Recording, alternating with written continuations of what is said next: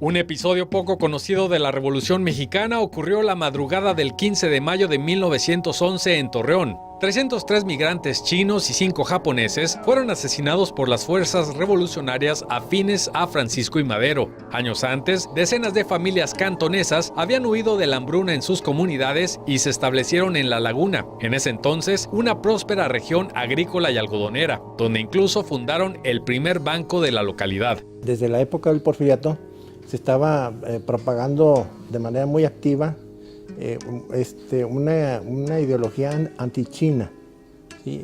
Como era la época de las migraciones, la época en que Porfirio Díaz quería llenar de inmigrantes el norte del país, pero él estaba esperando inmigrantes de sajones, y como se da la migración de chinos a raíz de que los empiezan a expulsar de Estados Unidos, entonces se empieza también activamente aquí a crear una propaganda antichina.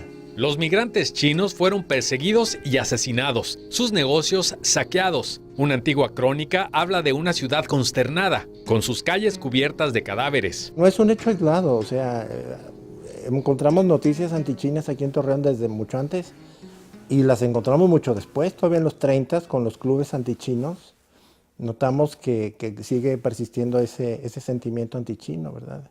Que es algo muy arraigado en la región, poco reconocido y que muchas veces como que nos hacemos así como que los oxisos. La Comisión Binacional creada para esclarecer los hechos dictaminó que más allá del contexto de la lucha armada, la matanza de chinos fue motivada por el puro odio de razas. Tenemos que recordar la matanza de chinos no con sentimientos de culpa, sino entender que en cualquier situación coyuntural somos capaces de hacer muchas cosas que no deberíamos hacer.